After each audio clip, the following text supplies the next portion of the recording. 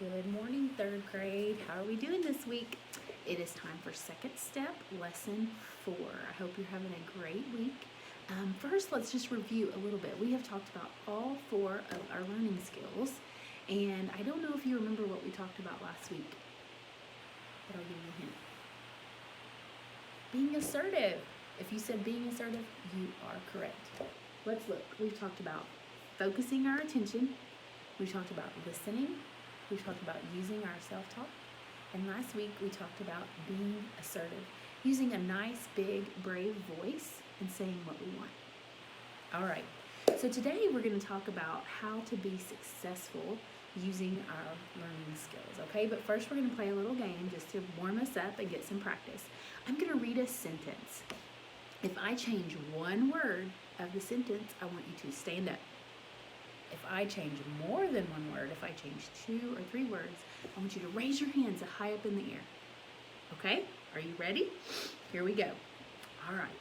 Brain builders are exercise for your memory. Brain builders are exercise for growing your brain. Did I change any words? Did I change one word? Or 2 words? Were you standing up or hands high in the air? I changed more than one word, didn't I? So your hands should be high in the air. Okay, sentence number 2. To focus your attention, concentrate and ignore distractions.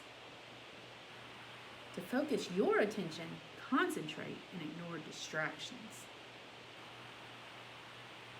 Did I change one word or 2? If you're still sitting, you're right. I didn't change any words. I just changed the tone in my voice. That was a tricky one. Okay, are you ready? Last one. Planning helps you learn. Planning helps us focus. Hands high in the air. I changed more than one word, didn't I? Great job. Okay, I hope that helped you today kind of warm up and get practicing focusing your attention and listening. All right, I'm going to share with you our story today. This is Ching. And Ching, it is time to turn in his homework. His teacher is asking for his homework. And if you can see his face, how do you think Ching is feeling? Do you think he remembered his homework? He didn't. Actually, Ching has had a lot of trouble remembering his homework this year. This isn't the first time he's forgotten. What do you think his feelings are that he's having right now? Look at his face. Have you ever forgotten something? I know I have. And when I forget something, I feel nervous inside. Sometimes the back of my neck gets hot, my face gets red. I'm embarrassed. I'm nervous, and I'm upset. And I can see all of those things on Ching's face. So today we're going to talk about a plan. Have you ever heard that word, having a plan? Yeah, a plan helps us be more successful.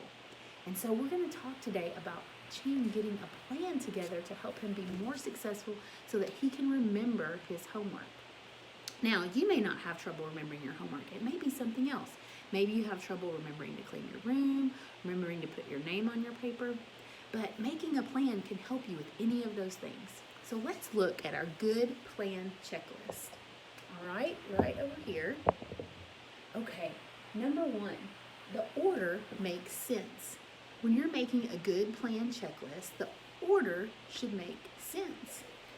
Number 2, let's keep it simple, okay? Do we need 20 steps to make a plan? No. On step 8, we would forget what we were doing, wouldn't we? We only need about 3 steps to make a good plan, okay?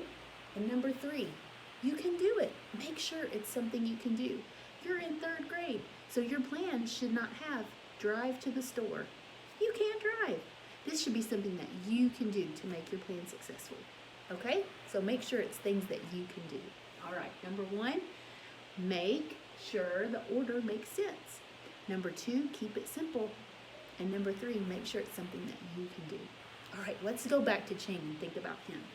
He is needing to remember to take his homework home and do it. So let's think, what do you think the first thing in our plan for Ching should be? Think about that. What about if he writes a note? Let's do that. He should Write a note. That is definitely something he could do. Now let's think about step 2. He has his note written. Now what should he do? I think he should put it somewhere where he sees it all day, especially at the end of the day when it's time to pack up to go home. Where can he put that? On his desk or table, right? Okay. Put it on his desk. That way it is a good reminder all day. All right, we're ready for step 3. He's written his note. He's put it on his desk.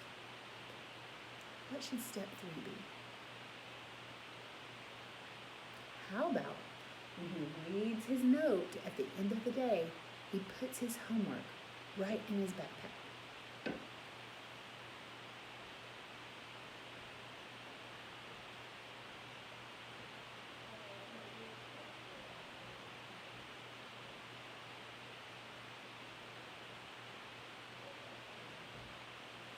homework in backpack. All right, let's look at our steps and check our checklist and make sure this is a good plan, okay? Write a note, put it on his desk, put homework in his backpack. Does the order make sense? I think it does. Check. Is it simple? I think so. And can you do it? I think this is definitely something that Tim can do to help him be more successful. Okay, the challenge for you this week is to think of something that you need to be more successful doing. Something that maybe you continue to make mistakes.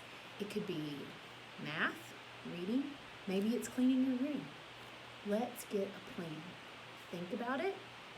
Get about 3 steps. Use your checklist and be successful.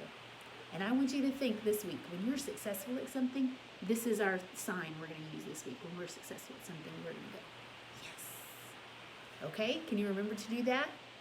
So if your parents or grandparents see you walking around the house this week going, yes, and they ask you, what is that about?